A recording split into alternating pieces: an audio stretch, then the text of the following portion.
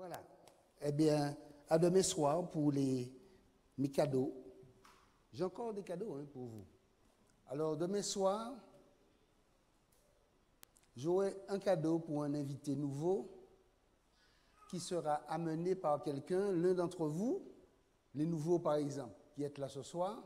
Si vous emmenez quelqu'un demain soir, j'aurai un cadeau pour la personne que vous emmenez et un cadeau pour vous. D'accord? Donc, rendez-vous demain soir. Alors,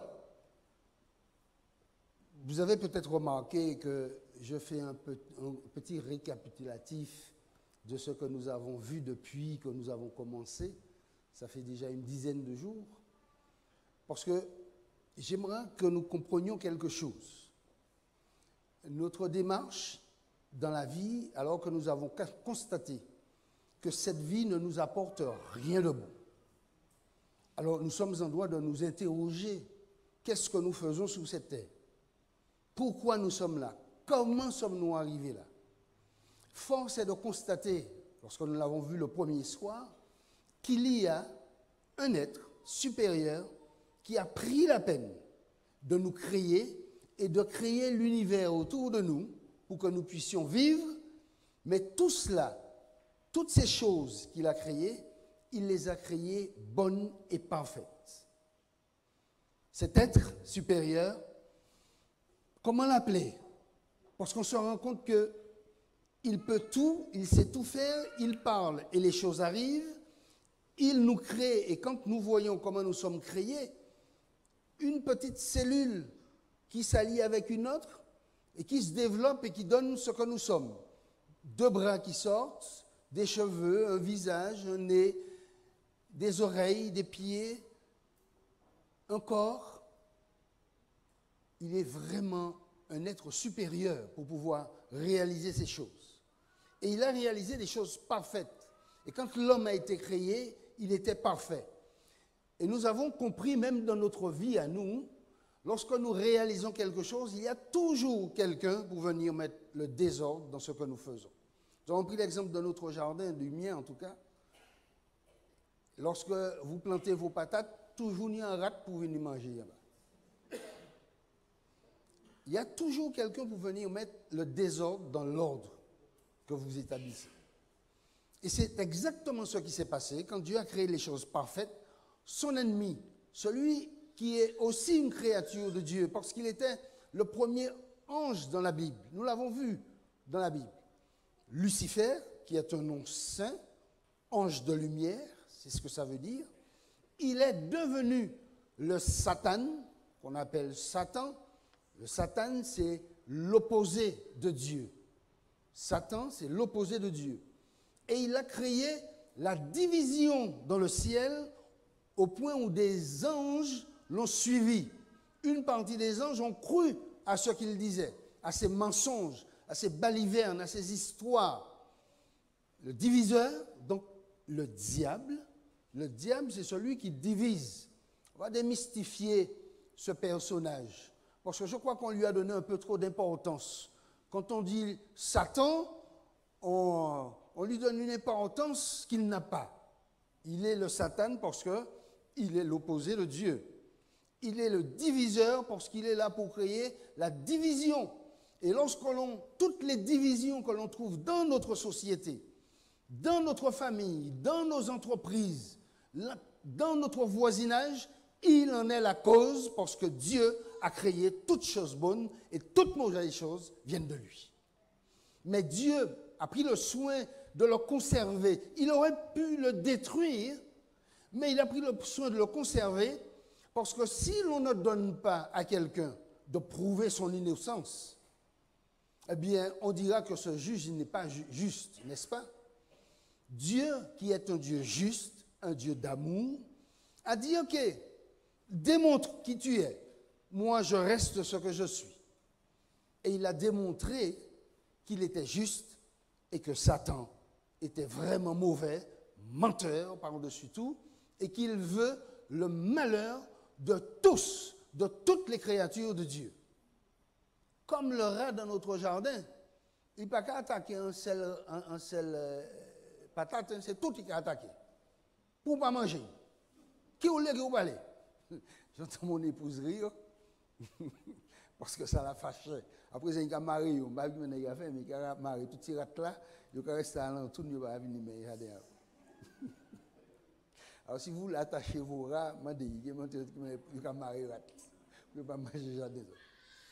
Mais vous comprenez que l'ennemi de Dieu est là pour notre malheur.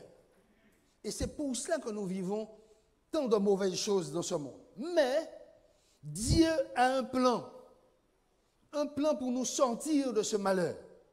Ce plan, c'est Dieu, Jésus, fait homme, qui est venu prendre sur lui toutes les conséquences, la conséquence finale du péché, de la désobéissance, puisque nous aussi nous sommes fait prendre dans le piège de Satan. Et nous sommes condamnés à mort. Mais Christ est venu prendre notre place. C'est comme si vous étiez condamné à mort et que quelqu'un vient parce que vous avez commis quelque chose, un crime, et puis quelqu'un vient et dit « je prends sa place ». Alors qu'on vous a condamné à mourir, quelqu'un dit « libérez-le, je prends sa place ». Ça veut dire qu'il faut que le mal qui a été commis, le crime qui a été commis, doit être puni. Et celui qui l'a commis avec lui. Christ est venu mourir sur la croix pour prendre sur lui notre faute et nous donner en retour la vie. Il est capable de nous donner la vie parce qu'il a été crucifié à tort, lui qui était juste et qui n'a commis aucun péché. Il a été crucifié à tort, il est mort à tort pour vos péchés et les miens. Mais si Christ était mort et qu'il n'était pas ressuscité, il ne pouvait pas me donner la vie. C'est parce qu'il est ressuscité, parce qu'il montre qu'il est vraiment celui qui a pris sur lui les conséquences de notre péché. Ça l'a emmené à la tombe, et il a emmené tous à la tombe avec lui, et il est ressuscité pour nous dire, voilà ce que je vous promets. Si vous abandonnez vos péchés à la tombe, alors je vous promets la vie éternelle avec moi. Voilà la démarche, voilà le plan de rachat que Dieu a mis en place. Ça a coûté beaucoup à Dieu. Ça lui a coûté beaucoup et nous aurons l'occasion de le voir. Et ce Jésus nous dit, voyez, je vous montre que je suis la solution à tous vos problèmes.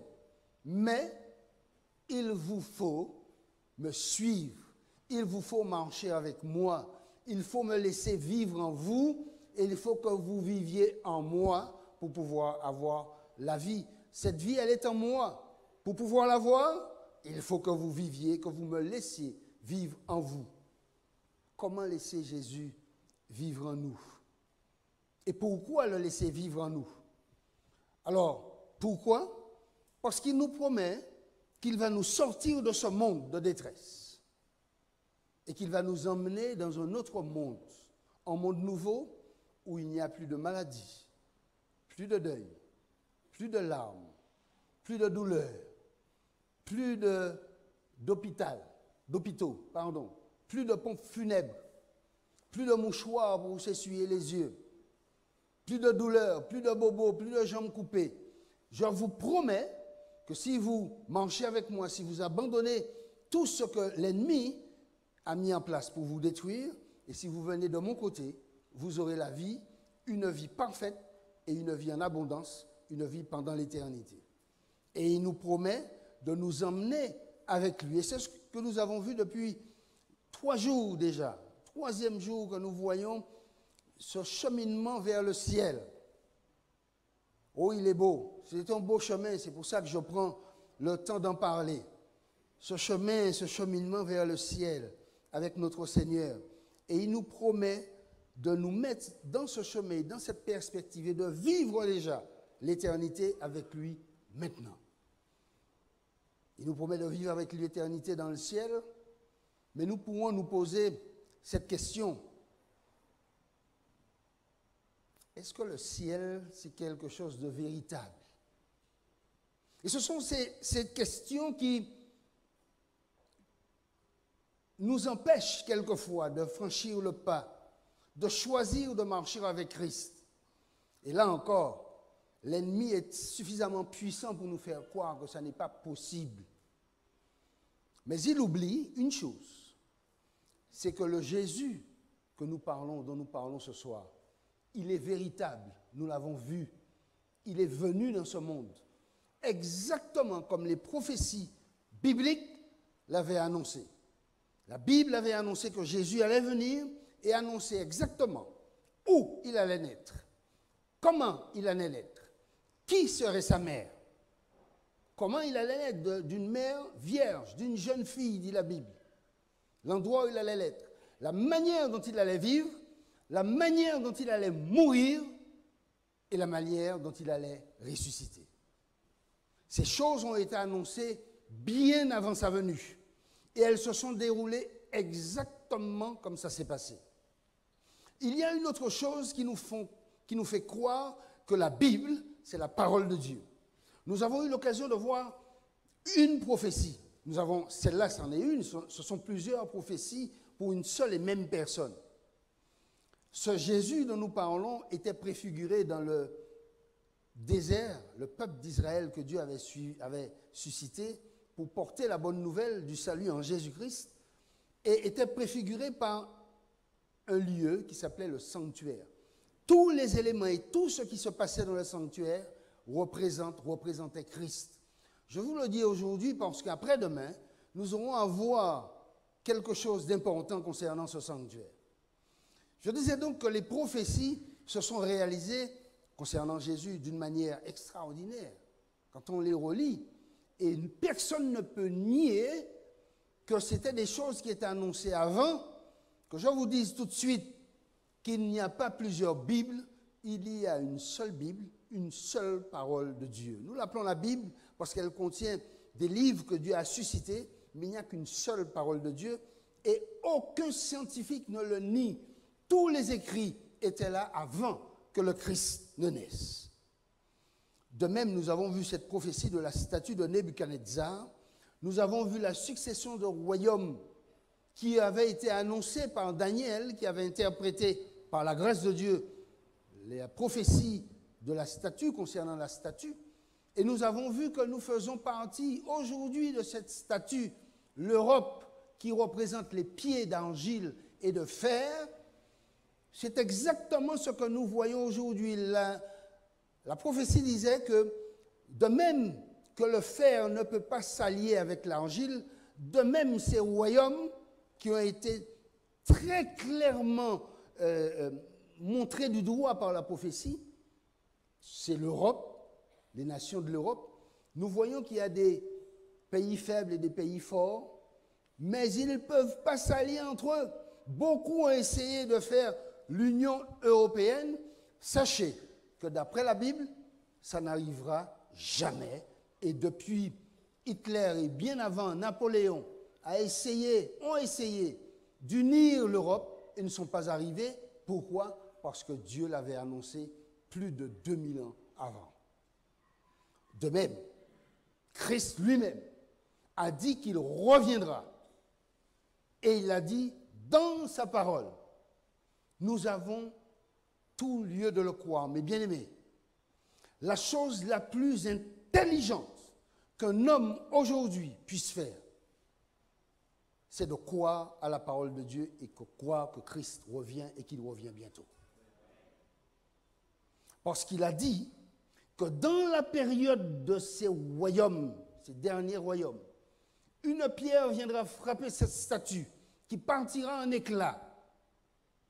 Tout cela disparaîtra et à la place, il s'élèvera une montagne sainte. La Bible nous indique clairement que ce rocher est Jésus, le rocher des âges, qui reviendra en roi des rois pour détruire tout ce qu'il y a de mal sur la terre et rétablir l'Éden, rétablir la bonté de Dieu, rétablir l'amour de Dieu, rétablir cette volonté farouche de Dieu de nous voir vivre ici sur cette terre, heureux, et ceci pour l'éternité. Quelle belle histoire! Comment ne pas y croire? Moi, je vous dis qu'il faut être fou pour ne pas croire à cela. Parce que le monde n'a pas de solution. Et tous ceux qui ont remis leur vie entre les mains de Christ ont pu vérifier que Christ est la vérité, est la solution à tous nos problèmes.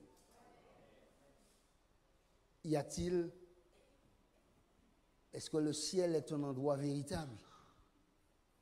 Alors pour répondre à cette question ce soir, nous irons dans ce texte de Jean 14, versets 1 à 3. Ce texte, mes bien-aimés, il faut l'inscrire quelque part dans le discours.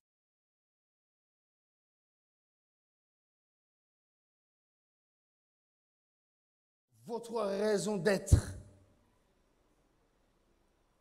À la page 1082, pour ceux qui ont reçu la petite Bible, qui est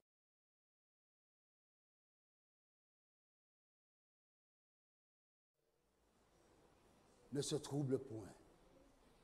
Oh mes bien-aimés, après tout ce tableau que je viens de nous dessiner, après toutes ces choses que nous venons de montrer, Jésus lui-même nous dit que votre cœur ne se trouble point.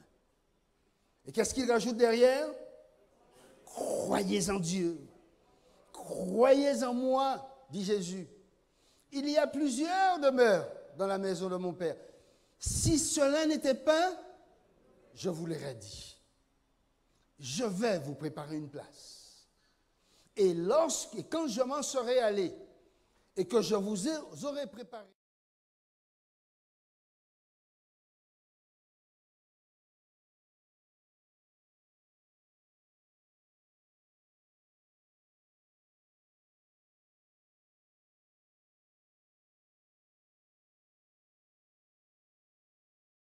dans ce monde, c'est de croire à cette promesse.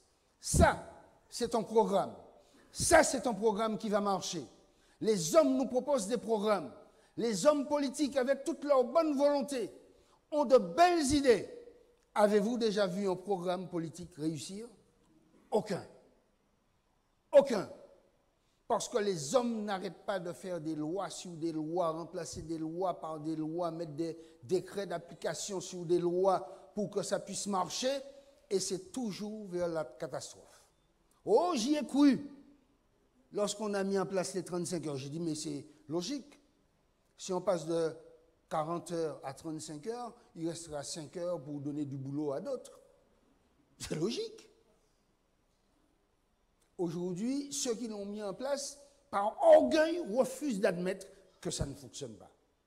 Alors, c'est la faute des autres, ça ne fonctionne pas. Et ce n'est pas de leur faute non plus. Ils ont de la bonne volonté. Et Dieu nous demande de prier pour ces personnes. Il dit, c'est moi qui les ai établis. Mais ils ne peuvent rien faire. Si vous voulez être heureux, remettez votre vie entre les mains de Christ. Et il vous apportera la solution. Il y a un homme qui a fait une promesse qui a tenu. Dieu a fait plein de promesses dans sa parole.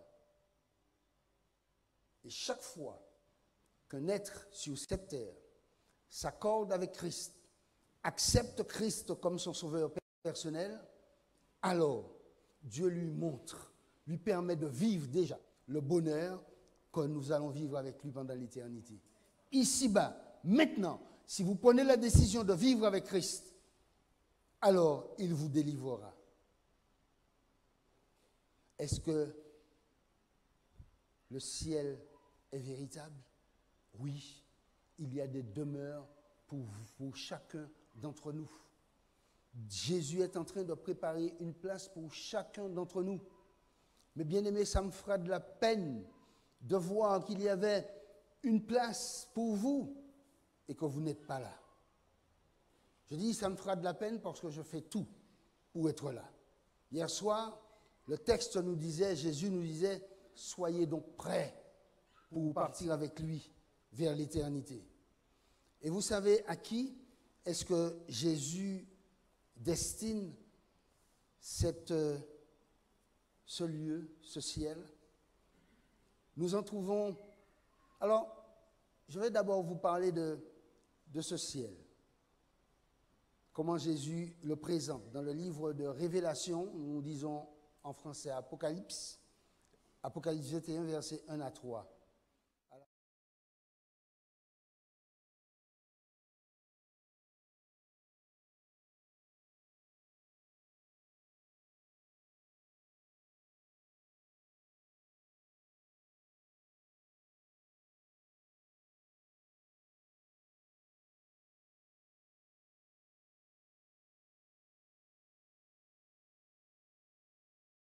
comme une épouse qui s'est parée pour son époux. Et j'ai entendu du trône une forte voix qui disait, voici le tabernacle de Dieu avec les hommes, il habitera Dieu, donc il habitera avec eux et ils seront son peuple et Dieu lui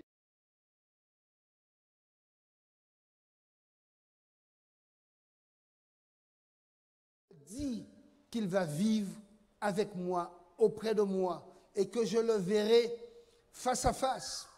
Les textes bibliques, nous le verrons peut-être tout à l'heure, nous disent maintenant nous voyons comme dans un miroir, mais nous aurons l'occasion de le voir face à face. Et nous verrons ceux qui sont morts avant nous, que nous n'avions pas vus, que nous avons tant pleuré. Nous aurons l'occasion de les voir. Mais après que cette terre soit purifiée par le feu, vous savez à qui Jésus promet la nouvelle terre? Dans Matthieu 5, verset 5, voilà ce qu'il nous dit. Matthieu 5, verset 5.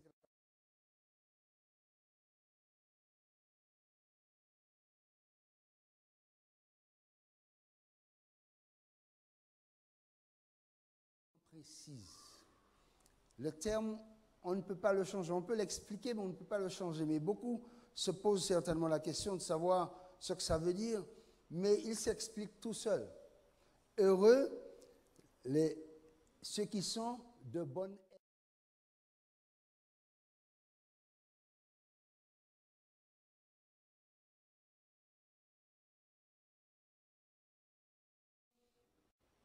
qui sont un terrain favorable à recevoir la parole de Dieu, à la mettre, à la chérir dans leur cœur et à vivre selon cette parole, car ils hériteront la terre. Le débonnaire, c'est quelqu'un qui fait lui la parole de Dieu. C'est une bonne terre. C'est une terre qui accepte que Dieu puisse planter en lui cette espérance de la vie éternelle, qui lui permet de vivre cette vie éternelle, qui lui permet de vivre ce royaume, qui lui permet de vivre cette nouvelle ville. Nous aurons l'occasion de voir cette ville, mais je ne peux m'empêcher de vous en parler. Mais bien aimé, la Bible dans le livre d'Apocalypse nous dit que c'est une ville qui est pavée d'or.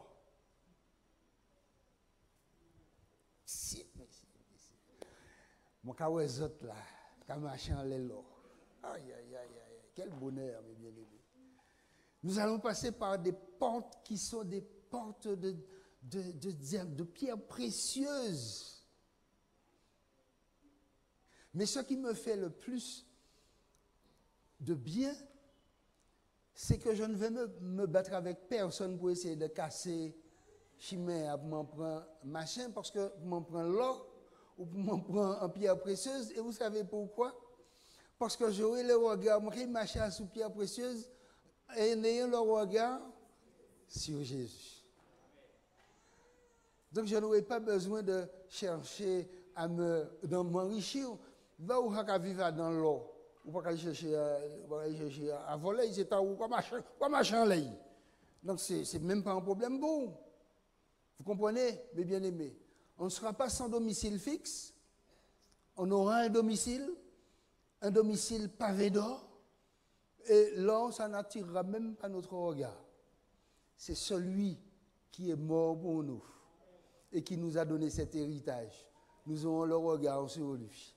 Lorsque quelqu'un nous fait du bien, on ne pense même plus, lorsqu'on remercie quelqu'un qui nous a fait du bien, on ne pense même pas à ce que la personne nous a donné. On regarde la personne, on le regarde pour se laisser. Vous êtes déjà trouvé dans une situation de détresse et que quelqu'un est venu vous sortir de la détresse. Vous aviez une dette et puis quelqu'un est venu payer la dette à votre place. Vous oubliez la dette parce que vous vous rendez compte que vous avez tellement souffert.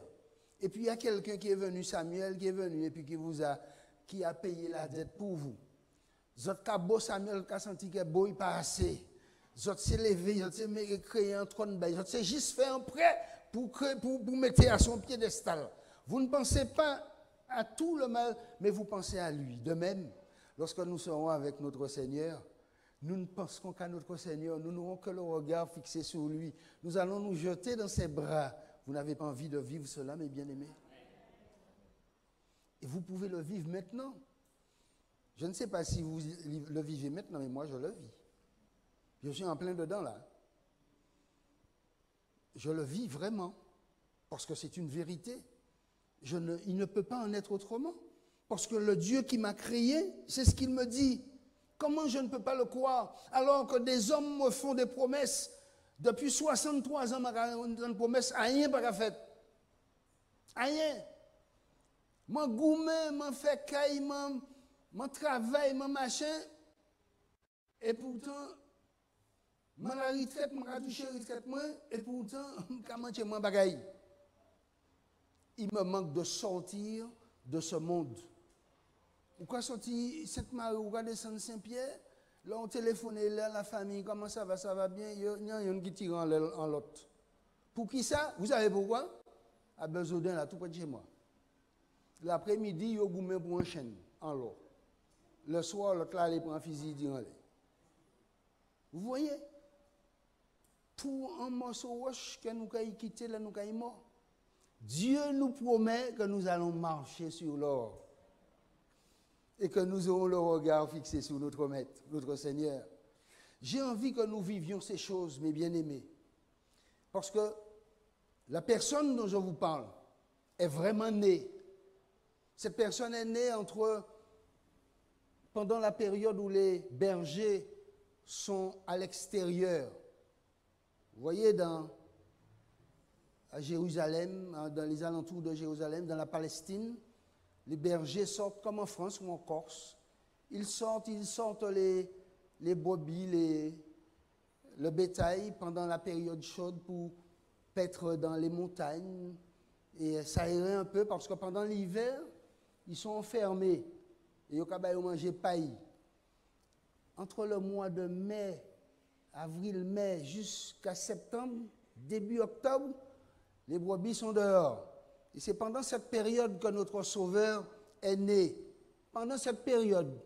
Mais la Bible ne nous en parle pas. Moi, la seule chose qui m'intéresse, c'est ce que la Bible me dit. Elle me dit par contre que ce même Sauveur qui est né pendant cette période, puisqu'il nous donne des indications sur la période, mais il ne nous donne pas d'indications sur la date, le jour. On peut vérifier par rapport au recensement qu'Hérode avait fait faire et qui a obligé Joseph à partir avec Marie vers Bethléem, oui, Nazareth, vers Bethléem, pardon, pour pouvoir faire ce recensement. Ça se situe, d'après les historiens, entre le mois d'août, entre le mois de juillet, août-septembre. Donc il a dû partir dans cette période. Donc on peut penser que Jésus est né dans cette période. Mais si ça avait une importance, Dieu nous en aurait parlé. Par contre, il insiste beaucoup, la Bible insiste beaucoup sur sa naissance, sur sa résurrection. Et c'est là où Jésus est important pour moi. Parce que par sa vie, par sa résurrection, il me donne la vie. Et c'est pour ça que je fête mon Jésus tous les jours. C'est pour ça que je fête mon Jésus tous les jours. Mais je fête le salut qu'il me donne, que j'ai en Jésus-Christ. Comment je le fête? Chaque matin à mon réveil, je passe du temps à méditer sur la parole de Dieu. Chaque soir, avant de me coucher, je passe du temps à méditer sur la parole de Dieu. Tout au long de la journée, chaque fois que je vis un moment difficile, je dis Seigneur, merci de me soutenir. Chaque fois que je vis un bon moment, je dis merci Seigneur, gloire à toi. Je remercie ce Seigneur et je le fête en étudiant sa parole, en méditant sur sa parole et en le priant. Voilà mes bien-aimés, il faut fêter ce Sauveur chaque jour. Et c'est pour cela que nous nous trouvons ici chaque soir pour fêter ce Seigneur. Et lorsqu'on le fête, on est heureux. Lorsque c'est la fête, c'est le bonheur. Jésus a eu l'occasion de montrer à ses congénères, ceux qui ont vécu avec lui, ses mains percées. Il a eu l'occasion de leur montrer son côté percé. Ceci, personne ne l'ignore. L'histoire nous le dit et nous le rappelle.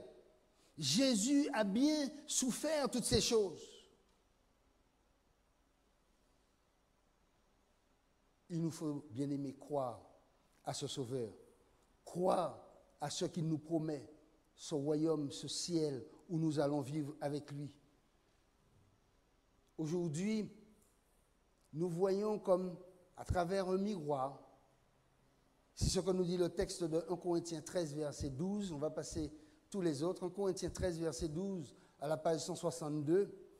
L'apôtre Paul nous dit, « Aujourd'hui, nous voyons au moyen d'un miroir, d'une manière obscure.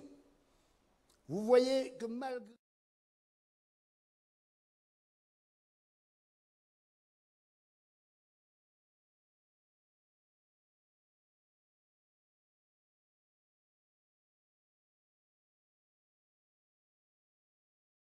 Il n'ignore pas et nous dit, aujourd'hui, nous voyons au moyen d'un miroir, d'une manière obscure.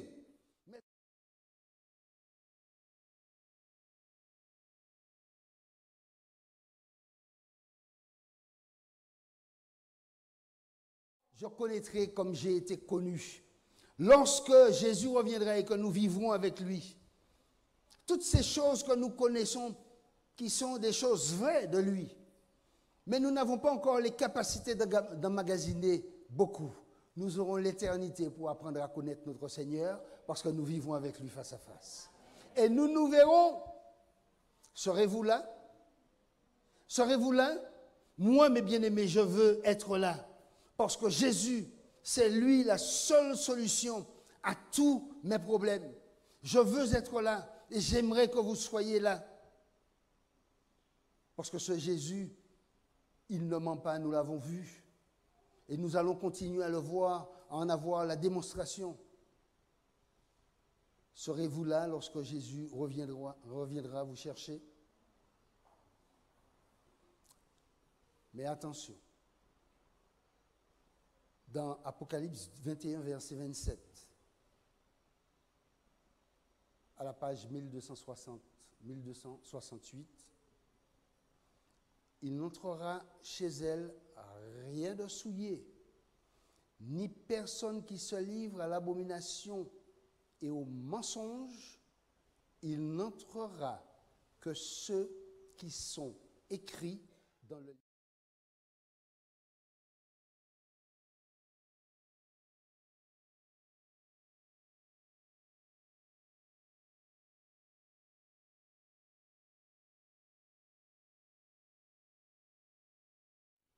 Dire du mal de quelqu'un, mépriser quelqu'un ou vouloir prendre la place d'un autre, chercher querelle aux uns aux autres, voler, mentir, toutes ces choses n'auront plus leur place dans le ciel. Et tous ceux qui portent en eux ces choses ne pourront pas rentrer au ciel.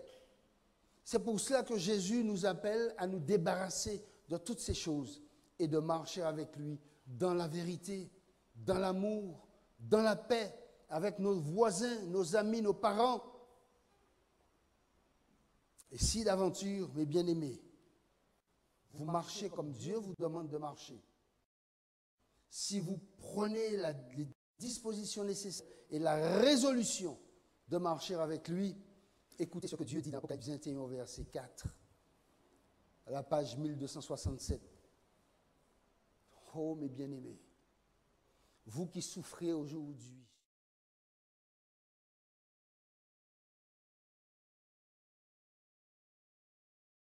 dit que Dieu lui-même essuiera toute larme de vos yeux. Il essuiera toute larme. Je ne sais pas quel mouchoir qu'il prendra.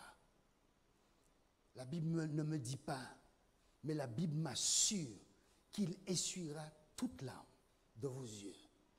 Toutes vos souffrances, il peut le faire maintenant. La mort n'existera plus et la mort ne sera plus. Il n'y aura ni deuil, ni cri, ni douleur, car ces choses, les premières choses, auront disparu.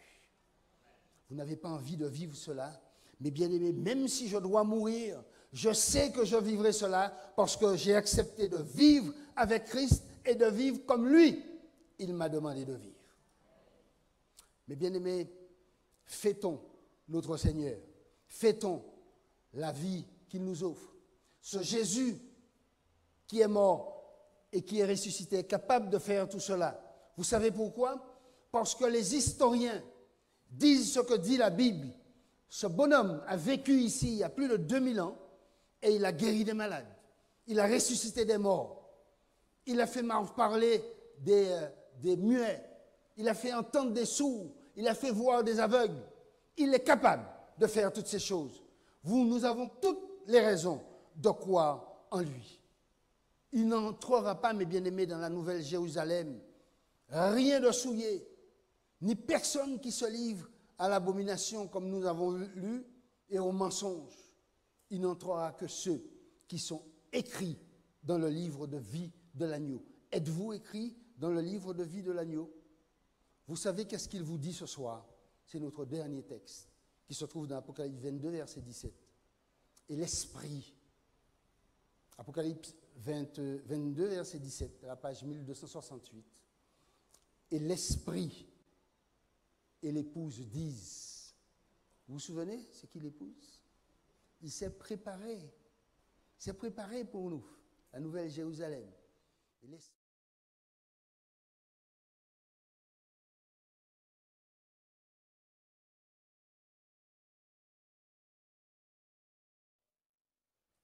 il y a quelqu'un de sourd ici ce soir?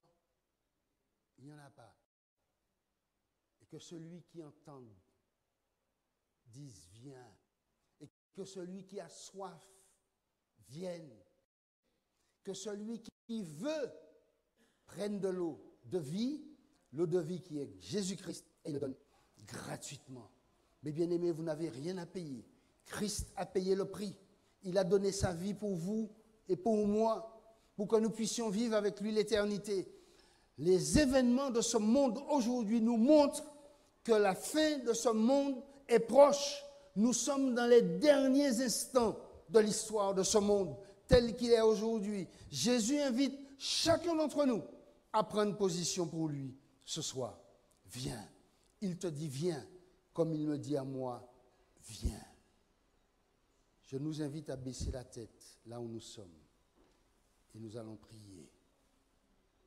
Seigneur, viens dans notre cœur ce soir.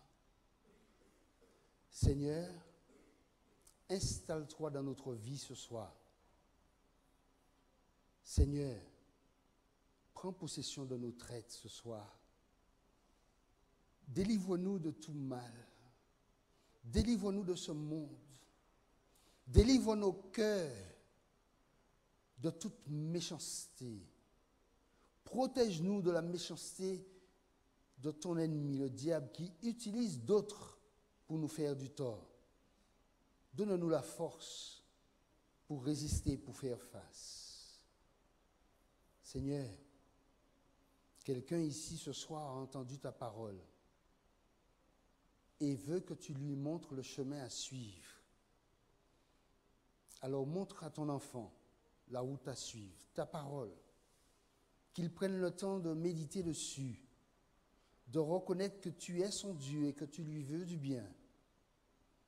Et donne-nous, Seigneur, de croire que tu viens bientôt pour nous chercher et pour nous accorder une vie meilleure que celle que nous vivons ici ce soir. Je voudrais te prier pour ce couple qui cherche une solution à son problème depuis plusieurs années et qui n'en voit pas le bout. Alors, puisqu'il veut te faire confiance, montre-lui, Seigneur, la solution et que ce couple puisse te glorifier dans sa vie. Il y a quelqu'un qui souffre ce soir, assis dans ce lieu, et qui voudrait que tu le guérisses. Je ne sais pas, Seigneur, si c'est d'une maladie physique, ou c'est une maladie morale, ou c'est une souffrance intérieure. Mais tu connais ce cœur, Seigneur. Je t'en prie, viens, entoure ton enfant de tes bras d'amour et soulage, guéris, délivre selon ta volonté, parce que tu es Dieu et tu peux le faire au nom de Jésus. Garde et bénis-nous. Renvoie-nous dans ta paix et ta grâce et permets que nous puissions revenir ici demain soir pour continuer à entendre les instructions que tu as pour nous, ainsi que ton serviteur, afin que nous soyons édifiés à salut et que ton règne vienne au nom de Jésus et pour ta gloire. Amen. Que l'Éternel vous bénisse alors que nous allons nous séparer sous notre chantème. Que l'Éternel vous bénisse, qu'il vous aide à passer une excellente nuit sous son regard béni. Laissez-vous conduire par lui. Reposez-vous en Dieu. Dites-lui merci pour la journée qu'il vous a permis de passer. Et donnez-lui rendez-vous à demain matin. Et remerciez-le pour cette nuit que vous avez passée, que vous allez passer. Je sais qu'elle sera douce. Si elle est agitée, appelez Dieu au secours et il vous soutiendra. Que Dieu vous bénisse, qu'il vous aide à passer une bonne nuit. Bonne soirée à tous. Dans ce monde de détresse, que ferons-nous? Dans ce monde de tristesse, oh ayons-nous. Jésus est la réponse à nos questions. Jésus est la réponse, la solution. Dans ce monde de rébellion, que ferons-nous? Dans ce monde de perdition, oh errons-nous. Jésus est la réponse à nos questions. Jésus est la réponse, la solution. Dans ce monde de maladie, que ferons-nous? Dans ce monde de tragédie, oh ayons-nous. Jésus est la réponse à nos questions. Jésus est la réponse, la solution. Jésus est la réponse à nos questions. Jésus est la réponse, la solution.